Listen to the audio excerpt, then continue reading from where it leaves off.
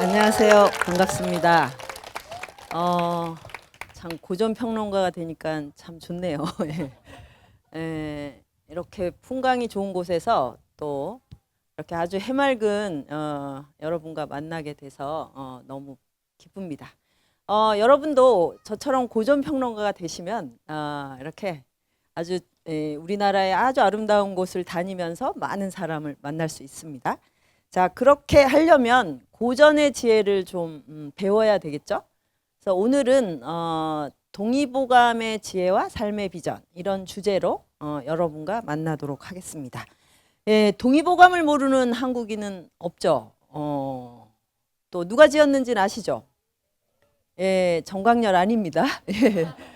허준의 동의보감, 이거는 우리나라뿐 아니라 전 세계적으로 인정받는 최고의 의학 고전인데, 근데 놀랍게도 허준과 동의보감에 대해서 관심이 없습니다. 예. 직접 읽고 싶다거나 아니면 거기에 어떤 내용이 담겼길래 이렇게 이제 세계적인 기록 유산이 되었을까 이렇게 궁금해하진 않으시죠? 그냥 막연하게 동의보감을 읽으면 그냥 만병통치약이 있다든지 또는 너무 오래돼서 지금은 좀 쓰기가 곤란한 비과학적인 치료법이 있다든지 이런 정도로만 생각을 하시는 것 같아요. 이게 저도 그랬거든요. 그런데 이제 제가 몸도 좀 아프고 인생이 좀 여러 가지로 원하는 대로 안 풀리고 이래서 한 10년 전에 이제 동의보감이라는 고전을 직접 만나게 됐습니다. 그래서 이제 그걸 보고 정말 많은 이제 감동을 받았고 또 그 다음부터 제가 공부하고 글 쓰고 또 사람을 만나는 여러 가지 길이 다 바뀌는 이제 그런 감동을 연출하게 됐죠. 그래서 이제 그거를 좀 이제 세상에 많이 알리고 싶어서 동의보감 3종 세트를 쓰고 그리고 또 이제 여기저기 이제 이야기를 하다 보니까 오늘 여기까지 이제 오게 됐습니다.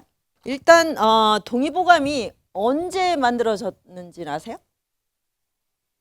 징비록, 요즘 이제 그 드라마 징비록에 보면 여기 병산서원의 주인이었던 서해 유성령이 주인공이잖아요.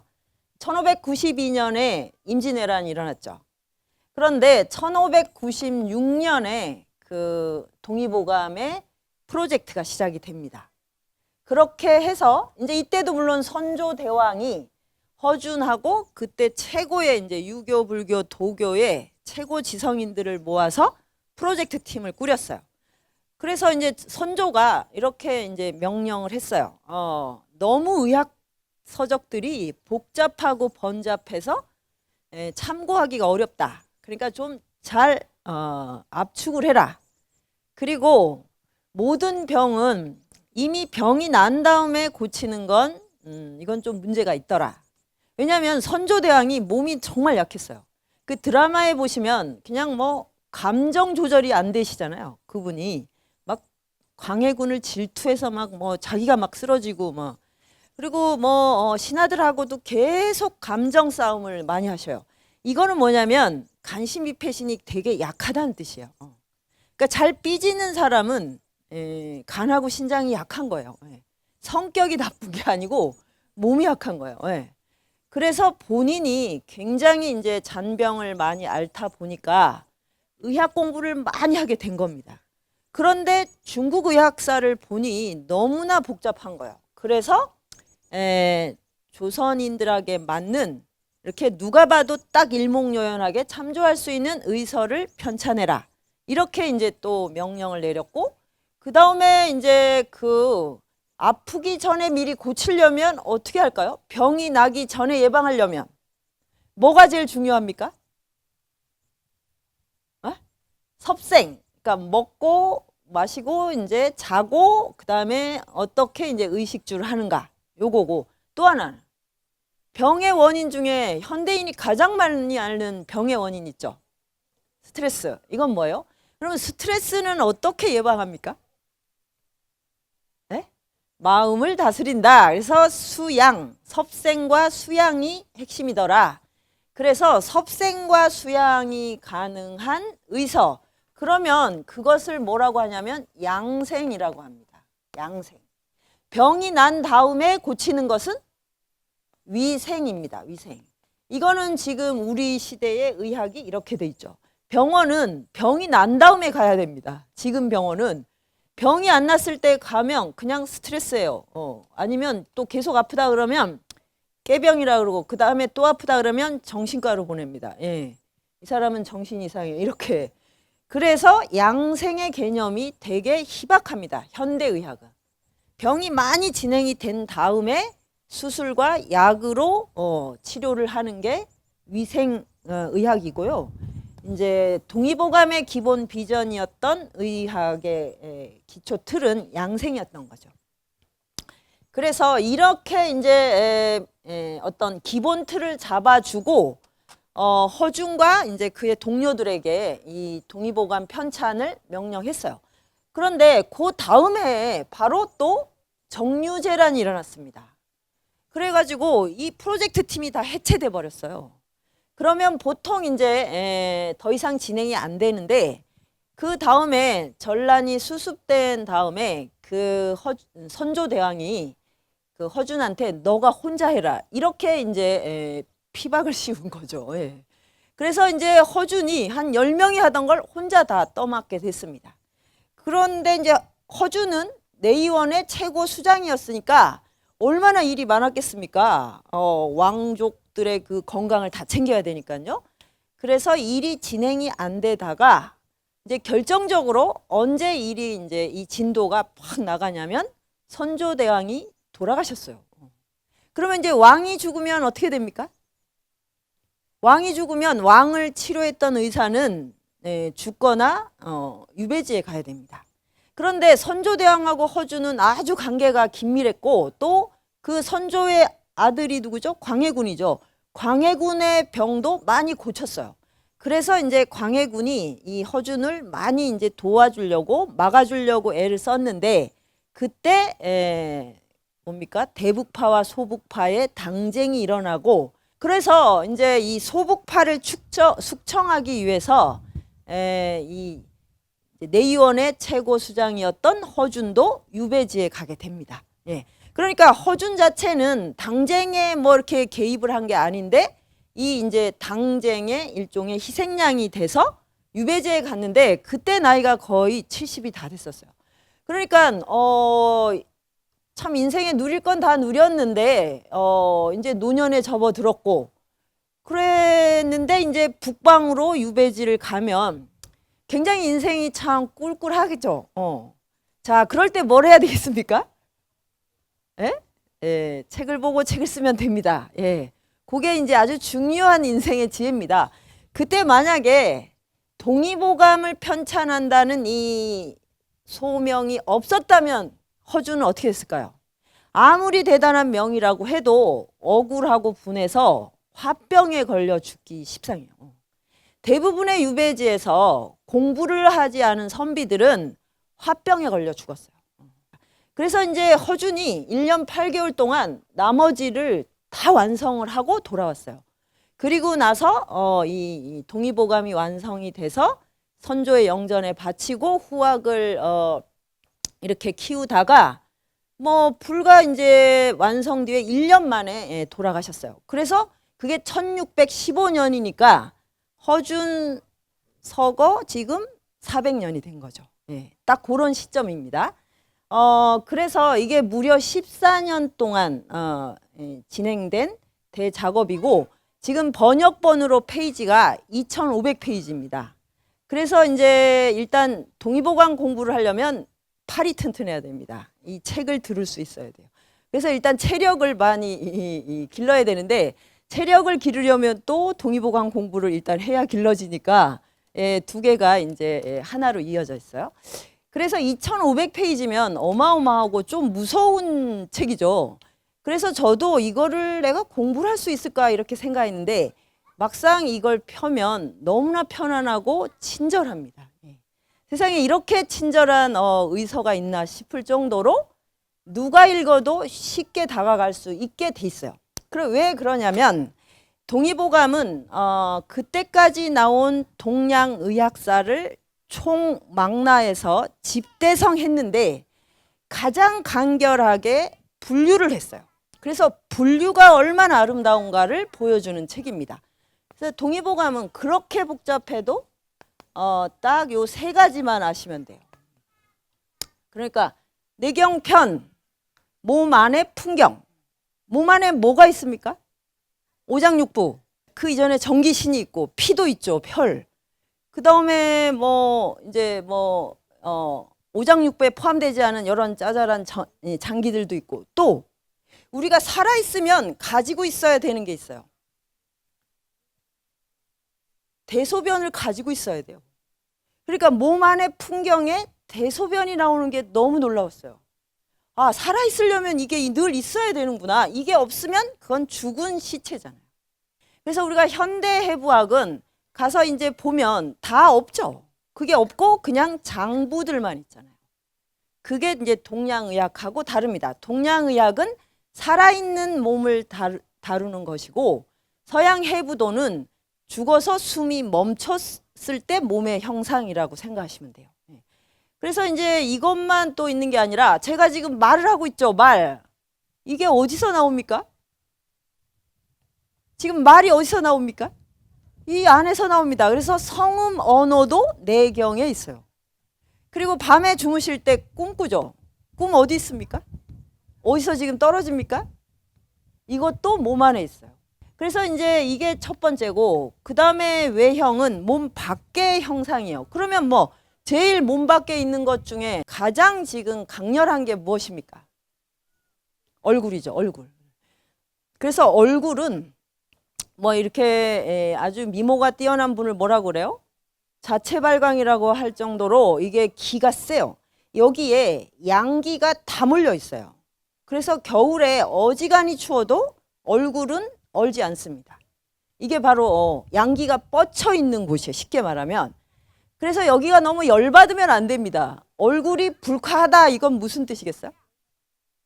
열받았거나 또는 지금 술에 쩔었다는 거죠. 그럴 때 얼굴 색이 아예 붉어집니다. 그리고 또 이제 술 깨면 괜찮아지는데 계속 10년, 20년 술로 수양을 하시면 어떻게 될까요? 그 다음에는 물만 먹어도 위에서 열이 쫙 위로 올라갑니다. 그래서 이제 막 땀이 비 오듯 나죠. 뭐 음식을 먹으면 비 오듯 나는 게 이 술로 얼굴을 완전히 10년, 20년 달고 넣었을 때 그렇습니다. 예, 그래서 이제 뭐 얼굴은 되게 정직합니다. 그러면 눈, 코, 입, 이 전체 구멍이 몇 개인가요? 9개. 구규가 있어요. 이 9개. 그러면 요 9개의 구멍이 이 세상과 통하는 창문이에요. 굉장히 소중하겠죠? 그래서 얼굴, 근데 이 얼굴 중에서 또 이 9개의 구멍 중에 제일 두드러진 구멍이 뭐겠습니까? 네? 입요? 먹는 걸 너무 또 입만 소중합니까? 눈이 제일 중요해요. 눈빛이라고 말하잖아요. 눈에서 빛이 나오잖아요. 예. 여기가 바로 심장의 작용이 눈빛으로 나타납니다. 그래서 이렇게 봐서 빛이 안 나오면 심장의 불이 지금 꺼질랑 말랑 하는 겁니다. 예, 그래서 얼굴을 가지고 사람의 운명을 파악하는 걸 관상이라 그러는데, 관상에서 눈이 900냥이라고, 전체가 1000냥이면 그렇게 할 정도로 눈이 중요합니다. 그래서 눈을 보고 이 사람의 오장육부의 전체 지금 생명의 기운이 어느 정도인가를 판가름하는 건데, 이걸 함부로 막 고치면 안 되겠죠. 그래서 요즘은 너무 고쳐서 한의원에서 망진이 거의 불가능하다고 합니다. 그러니까 오장육부하고 따로 노는 거예요, 얼굴이. 그러면 이제 한의원에서도 기계로 막 이렇게 점검을 할 수밖에 없게 됩니다. 자, 외형은 그래서 몸 밖의 풍경인데, 모습인데, 이것은 내경을 그대로 반영을 합니다. 그래서 얼굴을 보고 오장육부, 그 다음에 피부를 보면 뭐 폐의 상태, 폐대장의 상태, 근육이 안 좋으면 간이 문제가 있구나, 뼈가 흐물흐물하면 신장이 지금 문제구나, 이렇게 다 연결이 돼 있어요. 예, 그러면 이렇게 연결이 돼서 이것들이 조화를 이루지 못할 때 병이 됩니다. 그러니까 동양의학에서는 병은 뭐냐면 넘치거나 모자라는 거예요. 그래서 요거는 자기 자신에게 맞는 대로 다 다릅니다. 기준이 똑같지가 않아요. 그러니까 어떤 사람은 혈압이 높아도 몸이 잘 그걸 감당하면 정상입니다. 그 사람한테. 혈압이 아주 낮은데도 골골하면서 아주 잘 사는 분도 있어요. 골골하면서 더 오래 살죠. 이렇게 막 기운이 뻗치는데 그냥 한 방에 가시고 이런 게 이제 평균으로 되지 않는 거거든요. 그래서 이게 여기서 핵심은 뭡니까? 태과 불구. 그러니까 넘치지도 않고 모자라지도 않는다. 요게 핵심입니다. 요거를 꼭 기억을 하세요. 그러니까 세상에 아무리 좋은 음식과 약이 있어도 넘치게 먹는 순간 나에게는 독입니다. 그리고 당연히 있어야 되는데 없는 거는 불급이죠. 이거 역시 병을 일으킵니다. 그러면 여기까지는 다 동의를 하세요. 근데 우리 안에 태가 불급을 일으키는 가장 큰 거는 감정이에요. 감정. 그래서 감정을 어떻게 해야 되겠습니까? 조절하지 않으면 기운이 한쪽으로 확 쏠립니다. 근데 어떨 때 감정 조절이 안 되세요? 맛있는 걸 보고 먹고 싶을 때, 뭘 갖고 싶을 때 탐욕이죠. 그 다음에 내 뜻대로 안 될 때 분노죠.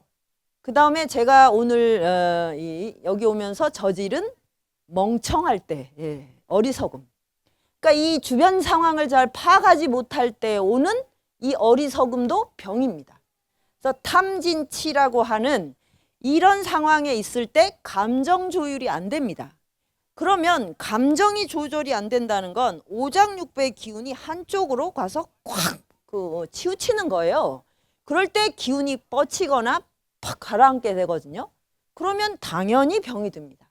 이거는 보이지 않는 에너지지만 명백하게 우리 생명을 이루고 있는 것이거든요. 그래서 수양이 제일 중요합니다. 병을 양생에 있어서는.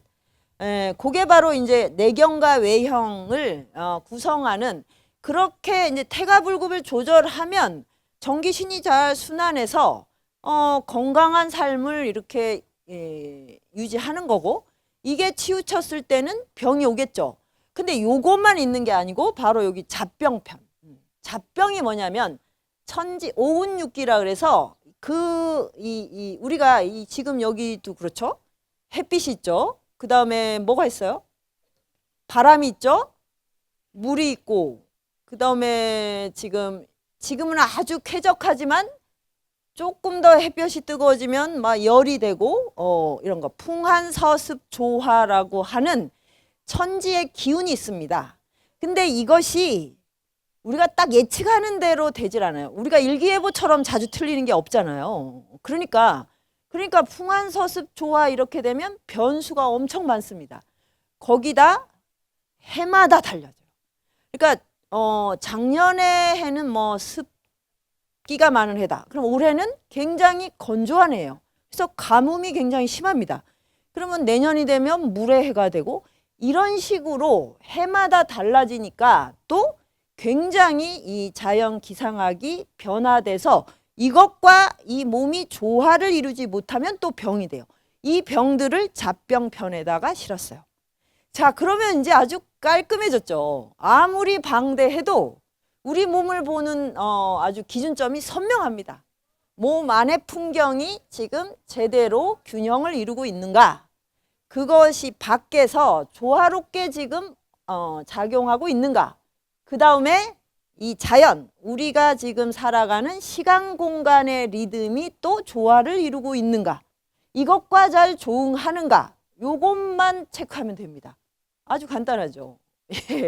그렇게 해서 이 뒤에 이제 탕핵 친구가 나오지만 동의보감은 전 세계 의학사에서 가장 분류가 아름답고 간결하고 뛰어난 기록물로 이렇게 이제 손꼽히게 된 것입니다.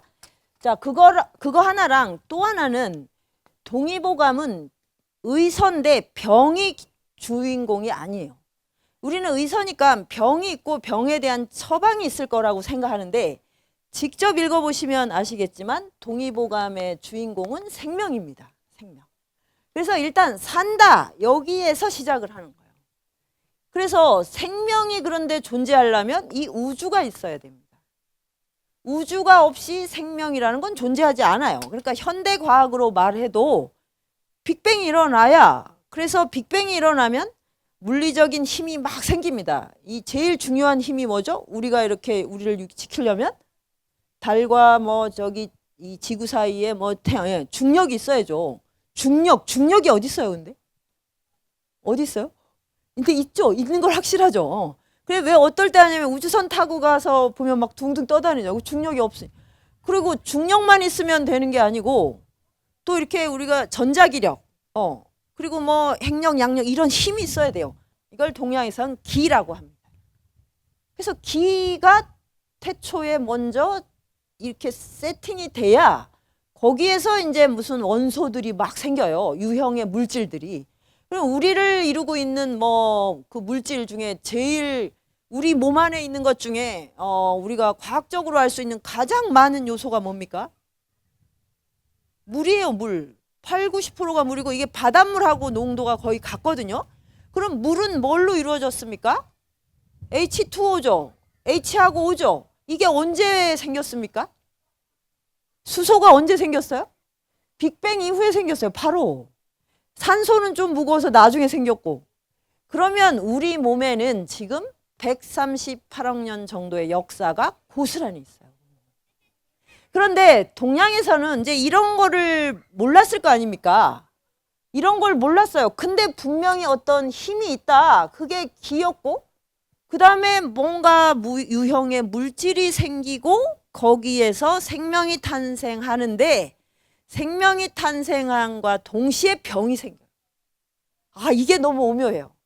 그러면 무슨 뜻이냐면 모든 살아있는 존재는 아픕니다. 근데 거꾸로 얘기하면 뭐냐면 아파야 태어납니다. 이 우주 자체가 그렇게 돼 있어요. 그래서 여기 혹시 한 번도 안 아프신 분 계세요? 살아있다, 태어났다는 뭡니까? 죽음을 향해 가는 겁니다. 그래서 매일 살아있다는 매일 죽는다는 뜻이에요. 요게 바로 병이에요. 그래서 병과 생명은 분리가 안 됩니다. 그래서 병이 나를 살리는 거예요.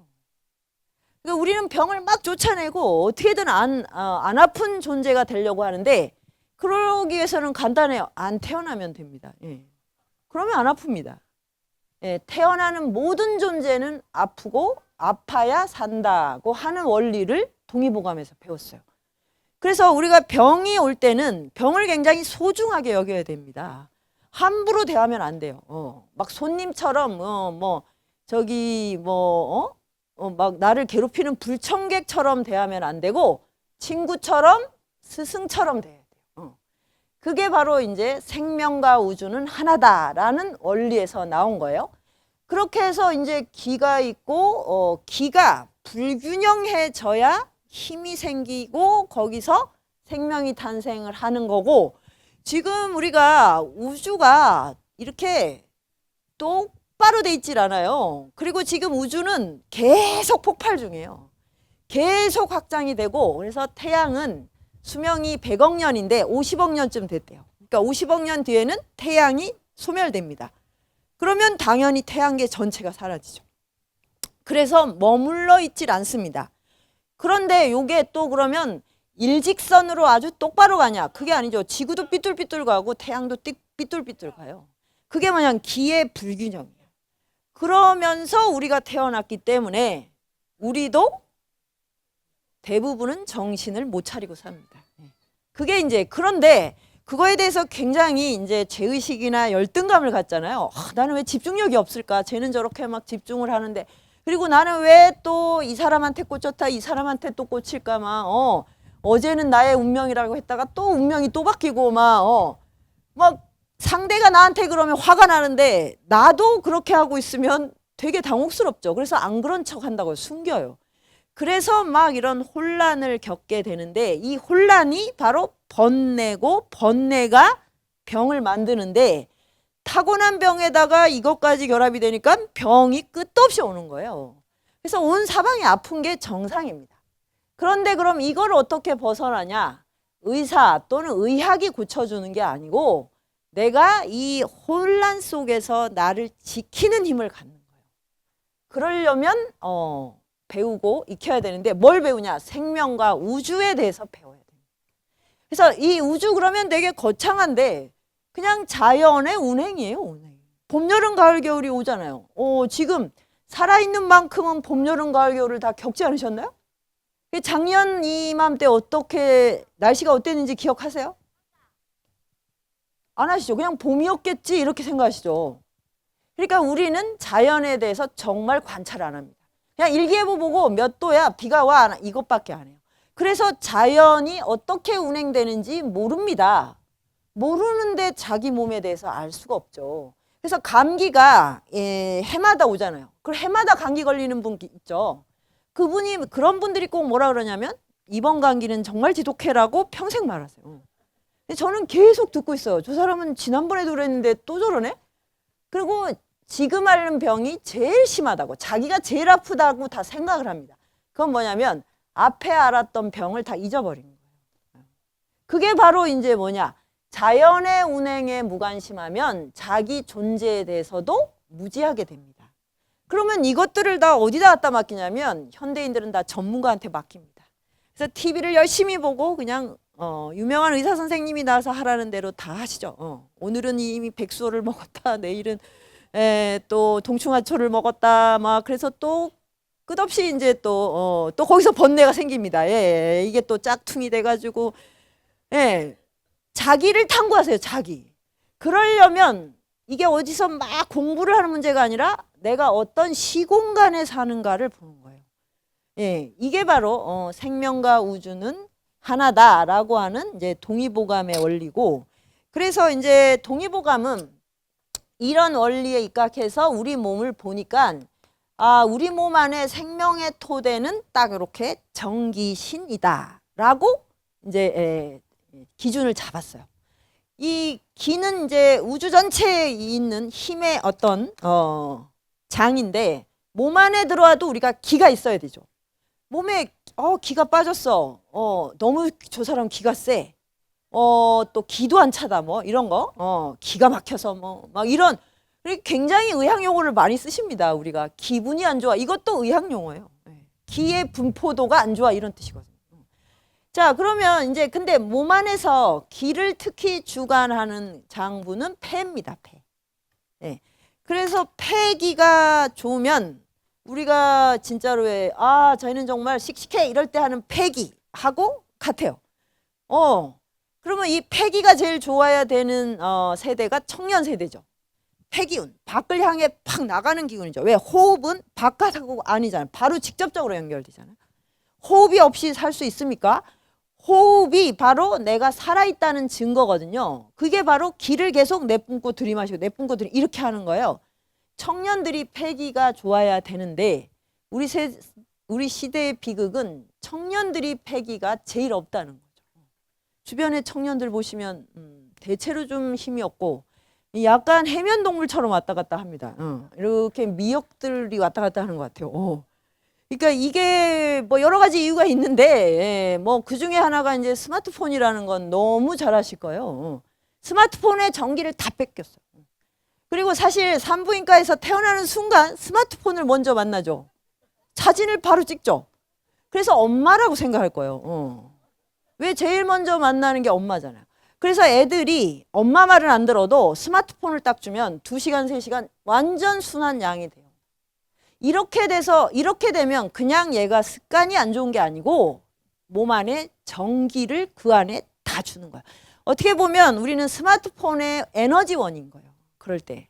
그래서 뺏기고 나니까 이 세상에는 관심이 하나도 없어요. 엄마고 뭐 친구고 이게 바로 폐의 기운이 약해집니다. 자, 그래서 이제 폐가 중요하다. 그러면 이제 기를 잘 이제 우리가 키우려면 호흡. 그래서 뭐 모든 이제 명상센터나 뭐 이런 데 가면 호흡을 관찰하고 호흡을 잘 고르게 하는. 근데 사실 폐기를 키울 수 있는 제일 좋은 방법은 소리 내서 낭송하는 거예요. 소리가 안 나와요. 지금 세대는 변성도 안 하고 목소리가 나오지도 않고 나오면 문장을 알아먹을 수가 없어요. 이게 카톡에서 쓰던 말투를 그냥 쓰거든요. 그러면 소통이 안 되죠. 그래서 이 고전을 크게 낭송하는 이런 문화를 만들지 않으면 정말 이제 앞으로 이 세대들은 말을 잃어버리게 될 겁니다. 자, 이제 이게 패고, 그 다음에 이 우리 안에 있는 물질적인 신진대사가 정이라고 하는데, 여기 요 글자가 무슨 자인지 아세요? 쌀미자거든요. 예, 그러니까 곡기를 먹어야 생기는 그 쌀뜨물 같은 그것을 우리는 생명의 원진료로 씁니다. 남성들은 뭐 너무 잘하실 거예요. 정액을 만드는 거예요. 여성의 생리혈, 피, 호르몬 이런 이제 온갖 물질로 된 거를 다 이루고, 지금 제 입에 가득 고여 있는 이 침, 눈물, 콧물, 이게 다 정이 만들어요. 그래서 눈물, 콧물도 그 쌀뜨물하고 되게 닮았습니다. 그죠? 그래서 이 침이 제가 막 고였다. 이건 뭐냐면 제가 지금 이 신진대사가 왕성하다는 거예요. 이 침이 고이면 인생이 되게 살맛 난다 이런 생각이 듭니다. 근데 침을 질질 흘리면 안 됩니다. 이거는 이제 뭐냐면 쾌락에 중독됐다 이런 거거든요. 자, 그래서 이 정은 굉장히 소중한 자산인데, 이 정이 어디에 있냐면 신장에서 만들어져요. 신장은 이 몸 뒤에 있잖아요. 숨어 있어요. 그래서 신장이 굉장히 중요한데, 이 두 개가 있지 않습니까? 이 두 개가 다 의미가 있어요. 근데 우리는 이제 현대의학은 이게 똑같다고 보고 하나를 이렇게 제거할 수 있다고 생각하는데, 동양의학에서는 두 개의 역할이 다릅니다. 그래서 여기가 이제 생식을 하고, 그 다음에 또 어떤 창조적인 어떤 에너지, 어떤 우리가 왜 이렇게 상상력을 만든다 이런 게 다 신장의 정에서 나옵니다. 그러면 요 정이 이 척추를 따고 골수로 이렇게 올라가서 뇌수까지 만들어요. 그런데 신장의 정이 고갈되면 어떻게 되겠습니까? 제일 먼저 허리가 아프겠죠. 그래서 척추가 아픈 분들이 많고, 척추가 많이 이제 점점 많아질 거예요. 왜 많냐면 지금은 너무 길어요. 기럭지가 너무 길어요, 애들이. 그래서 한국인의 신체에는 8등신, 9등신은 아주 위험합니다. 절대로 그렇게 크지 않도록 이렇게 해야 됩니다. 한 5등신이 제일 적당합니다. 4등신이면 더 좋고요. 그래야 다부지고 이 척추로 쫙 상하가 모여서, 이거를 우리가 예전에 작은 고추가 맵다고 했고, 기본적으로 정력의 원천이에요. 근데 이걸 너무 이제 허무하게 쓰죠. 이제 제일 어떻게 하면 10대 때 제일 허무하게 쓰는 게 뭐냐면, 이 이어폰으로 귀가 이제 신장에 이 정이 오는 곳인데 이어폰으로 이거를 느끼고 다니면 여기서 다 고갈돼요. 그래서 난청 환자가 되는데, 난청뿐 아니라 이미 신장의 정이 약해서 허리도 안 좋게 됩니다. 그러면 이제 정력이 뭐 엄청 이제 쇠약하다 이런 얘기를 딱 중딩들한테 하면 바로 귀에 쫑긋 들려가지고 하나도 안 듣다가 나가면서 이어폰을 빼요. 그러니까 꼭 스마트폰에 중독된 아이들한테는 잔소리를 하면 안 돼요. 이런 의학적으로 그럴 때 너의 정력이 얼마나 지금 소진되는지를 말해주면 남학생들은 거의 100% 귀를 기울여 듣습니다. 그러니까 이게 이제 첫 번째 이제 그거고, 더 중요한 거는요, 이렇게 정이 고갈되면 사람하고 관계를 못 맺어요. 그래서 쾌락만 지향하고 누구를 사랑을 못 해요. 이런 사람을 뭐라고 합니까? 여성을 사랑하는 게 아니고 쾌감만 좋아해. 그걸 뭐라 그래? 우리 많이 쓰는 말이 있는데 변태라고 합니다. 근데 많이 쓰잖아요. 그러니까 우리가 사랑과 성욕이 하나면 그 사람은 굉장히 건강한 정력을 가진 거예요. 근데 관계는 도저히 못 맺겠고 야동만 보고 싶어 이러면 이미 이 신장의 정은 다친 거예요. 그래서 이런 게 이제 바로 단지 의학이 아니고 삶의 윤리라고 하는 이유입니다. 그래서 이렇게 보면 현대의 그 많은 이제 우리가 사회적 문제들을 알 수가 있는데, 누구를 사랑하지 못한다. 그러면 그 사람은 누구와 친구가 되기도 어렵겠죠. 그러면 어떻게 되냐면 고립이 돼요. 고립이 돼서 더더욱 이제 그 혼자 놀기 게임을 하게 되면, 이러면 세상을 미워하게 되지 세상을 이해하게 되지 않습니다. 그러니까 생명이 제일 싫어하는 게 뭐냐면 불통이거든요. 불통이 되면 어떻게 되냐면 증오가 생겨요. 이게 참 놀라운 거예요. 혼자서 잘 먹고 잘 살면 그냥 그럭저럭 살 것 같은데 그게 아닙니다. 왜냐하면 생명은 이 우주와 함께 움직이기를 원합니다. 그거를 잊으시면 안 돼요. 그래서 아이들이 말도 안 하고 그 다음에 같이 놀지도 않고 뭐 사고도 안 치고 이러면 지금 뭐가 되고 있냐면 폭탄이 되고 있는 거예요. 그냥 방 안에 가만히 있는 게 아니에요. 여기 점점 지금 어떤 증오가 안으로 쌓여요. 이런 걸 전 세계적으로 뭐라면 외로운 늑대의 출현이라고 하는 거예요. 그래서 어느 날 갑자기 가서 테러를 합니다. 그리고 아무한테나 증오와 저주를 퍼붓게 돼 있거든요. 그래서 말을 하게 하고 말을 하려면 이 이어폰을 빼고 스마트폰을 꺼야죠. 말을 하게 해야 됩니다. 말하게 하고 그래서 그러면 침이 고이고 생각이 움직이죠. 그럴 때 정이 충만해져요. 그러면 어떻게 되냐? 그러면 허벅지가 튼튼해집니다. 그래서 이제 이렇게 몸 외형에 그게 드러나는 거죠. 그 정이 지금 충만한가는 그 허벅지의 두께로 이렇게 가늠을 하게 돼 있어요. 자, 이제 이게 우리가 이 몸 안의 풍경과 몸 밖의 외형과 우리가 살아가는 삶의 윤리, 감정하고 다 연결된 거거든요. 그 다음에 이제 신은 이제 심장이 주관을 하겠죠. 이거는 신은 보이지 않는 어떤 작용이니까. 그래서 이 전기신을 이해할 수 있는 가장 이제 좋은 그 비유가 있는데 자동차가 있어요. 자, 자동차가 달리기까지 어떤 게 필요한지 볼까요? 제일 먼저 뭐가 있어야 됩니까? 엔진이 있어야죠. 엔진이 기죠. 돌리는 게 있어요. 그 다음에 기름이 있어야죠. 기름이 정이에요. 기름이 있어야 갑니다. 자, 그 다음에 뭐가 있어야 됩니까? 운전자가 있고, 그럼 운전자만 있으면 갑니까? 내비게이션이 있고, 그 다음에 시동을 걸고 지금 이제 다 자, 어디로 가겠다는 마음이 있어야 갑니다. 앉았어요. 내비게이션 있고 시동 걸었어요. 근데 어디로 가지? 이러면 못 갑니다. 아니면 폭주를 하고. 그죠? 어디로 가겠다. 이것이 안 보이는데 반드시 있어야 돼요. 그래서 이거를 삶의 비전이라고 합니다. 삶의 비전이 없이 내가 큰 아파트가 있고 그 다음에 그거를 다 돌릴 수 있는 돈이 있고 그 다음에 거기에 뭐 이렇게 내가 남들이 부러워하는 걸 다 갖추고 있다. 그리고 사라지는 게 아닙니다. 어떻게 살겠다가 있어야 돼요. 어떻게, 어디로. 현대인은 이걸 잃어버렸어요. 그게 뭐냐면 신이 약해서. 심장이 지금 제대로 작동하지 않아서. 그러면 심장이 약하면은 튼튼하게 하면 되는데 그 문제가 아니에요. 여기에서 이제 제일 핵심적인 게 뭐냐면 이게 돌려면 수승화강이라는 걸 해야 됩니다. 숙인 올라가고 이건 내려가고 이게 신장이고 이게 심장이거든요. 신장의 물은 올라가고 심장의 물은 내려가고 요게 동의보감 양생술의 핵심입니다. 그런데 이게 수승화강이 안 돼요. 왜 안 되냐면 여기가 끊어졌어요. 상체와 하체가 단절됐어요. 진짜 뭐 머리로는 그냥 온갖 뭐 힐링과 뭐 이런 뭐 자기개발 뭐 아름다운 생각을 다 하는데 입은 악플이야. 악플. 입만 열면 그냥 뭐 세상에 대한 원망 이것만.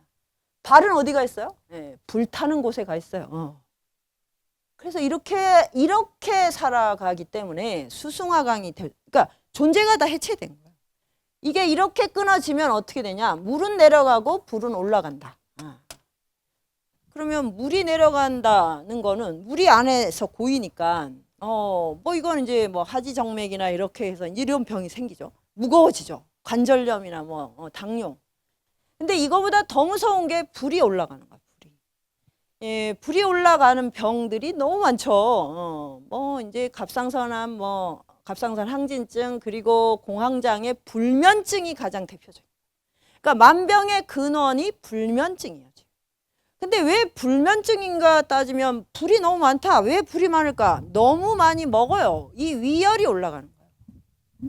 너무 많이 먹어서 전체로 골고루 가는 게 아니고 위로만 올라가요. 그리고 또 음식이 다 불타는 음식이에요. 불닭이 대표적인 거죠. 닭이 원래 불인데 또 그걸 불을 질러서 먹으니까. 그래서 제가 농담처럼 제발 밤에는 먹지 않아야 되는데 밤에 정말 닭고기가 먹고 싶으면 닭백숙을 해 먹으라고 닭백숙을 해 먹다 보면 졸리겠죠. 근데 그냥 우리가 또 배달의 민족이라고 배달을 시켜서 이렇게 불닭을 먹으면 잠들 수 없어요. 그러면 이제 그것만 먹습니까? 거기 또 술을 먹잖아요. 술도 불이고 밤에 몸에 불을 지르는 거예요. 기름을 끼얹어 버리는 거예요. 그러면 이제 이런 사이클로 살면 낮에 뭐 흐느적흐느적 할 수밖에 없고 또 낮에도 쌩쌩하다 이러면 이분은 이제 워콜릭이 되신 거예요. 워콜릭, 알콜릭인 거예요. 그러면 이제 이 신체와 영혼은 뭐 평화라는 게 없는 거죠. 불구덩이 속에서. 그래서 막 낮에도 막 그냥 쉬지 않고 막 뭐 뭔가를 하고 밤에 또 이렇게 몸에 불을 지르는 사람들을 우리는 뭐 열정적이라고 굉장히 박수를 쳐줍니다. 또 사회에서. 네. 그래서 막 온통 이제 이렇게 하다 보면 내 정기신은 다 그냥 소모가 돼요. 어느 날 그냥 훅 자기를 놓쳐버립니다. 예. 그래서 음식 어떻게 먹느냐 이게 불이냐 물이냐 이걸 잘 보고 드셔야 돼요. 그런데 그냥 우리나라 음식 평범한 음식은 다 그냥 우리 몸에 수승화강을 잘 일으키는 겁니다. 그래서 특별한 음식을 먹으려고 하지 말고 그냥 평범한 음식을 드시면 돼요. 그리고 제일 중요한 건 이제 밤에 자느냐 이거거든요. 앞으로 그래서 그 인류 전체의 삶의 질은 그 나라 사람들은 밤에 몇 시간을 푹 자는가로 결정될 거예요. 그러니까 언제부턴가 우리가 뭐 GDP 가지고 나라의 서열 매기고 뭐 학벌 가지고 매기고 막 이렇게 했었잖아요. 빌딩이 뭐가 있고 동양 최대 막 이러다가 행복지수 이런 게 나왔죠. 그래서 뭐 그걸 찾아봤더니 뭐 우리나라 어린애들이 이디오피아보다 뭐 행복지수가 낮다. 이러면 굉장히 부끄러운 일이잖아요. 근데 앞으로는 이것도 아니야. 밤에 불면지수를 체크할 거예요. 왜냐하면 전 세계인들이 이제 눈치를 챘어요. 밤에 일하는 건 아주 반생명적이고 굉장히 저급한 노동이고 그 다음에 이것은 모든 만병의 근원이라는 걸 알게 됐어요. 그러면 심장이 늘 데워져 있다는 거죠. 뭐 우리가 요즘 뭐 심쿵이라는 말도 뭐 유행하고 그러니까 심장이 두근두근 뭐 심장이 뭐 쿵덕쿵덕 이거를 되게 지금 원하시잖아요. 그래서 어떻게든 달구려고 하죠. 그래서 이 심장을 뜨겁게 하는 가장 큰 좋은 사건이 뭐죠? 연애죠, 연애. 그래서 이제 10대에서 7, 80대까지 결혼을 했건 안 했건 다 연애를 너무 원하세요. 예, 결혼을 하면 심장이 두근거리지 않으니까, 예, 심장이 식어버리니까. 그런데 이게 이제 여기에 이제 착각이 드는 거예요. 이런 삶이 굉장히 의미 있다고. 그래서 제가 허준의 동의보감 할 때도 허준 그러면 이제 정광열이라는 뭐 이 배우가 떠오르는데 또 예진아 씨를 떠올리잖아요. 그게 다 허구죠, 허구. 허준한테 어떻게 그런 뭐 비하인드 러브 스토리가 있겠어요. 있으면은 동의보감을 만들 수 없습니다. 그러니까 왜 동의보감이라는 대작이 이걸로도 충분하다고 생각을 안 하고 꼭 거기에 무슨 연애나 뭐가 그런 여성이 뒤에서 뭘 이렇게 해야 된다고 생각하는 거.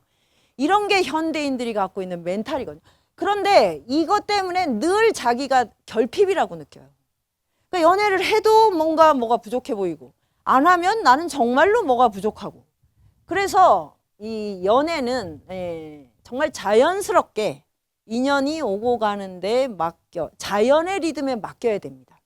거기에 맡기고 나는 제가 아까 말씀드린 것처럼 이 정신줄 잡고 죽음을 통과할 수 있는 이 수양을 어떻게 할 것인가 여기가 삶의 축이 돼야 됩니다.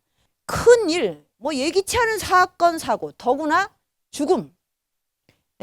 나의 죽음도 문제지만 내가 사랑하는 사람들의 죽음. 이거는 반드시 겪어야 돼요. 둘 중에 하나는 겪어야 되거든요. 그러니까 이 와중에서 정신을 차린다가 얼마나 어렵겠습니까? 그래서 이 타고난 것에 대해서 일단 온전히 다 받아들이고, 왜냐면 이게 자산이니까 이걸 거부한다면 존재가 불가능해요. 무조건 자기는 전폭적으로 긍정해야 됩니다. 우열이 있을 수 없어요. 그 대신 나의 태가불급이 뭔가를 알아서 삶의 내비게이션을 딱 잡아가는 거, 이것만이 인간이 해야 할 길입니다.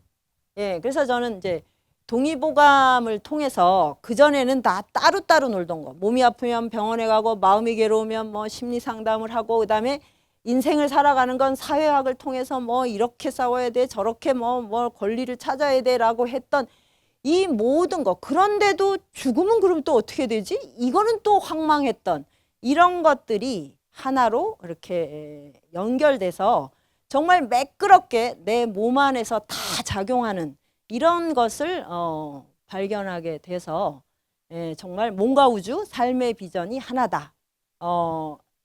이런 새로운 어떤 지평을 가지고 그 지평선 위를 이렇게 달려가는 그런 공부를 하고 있습니다. 제 얘기는 여기까지 마치겠습니다.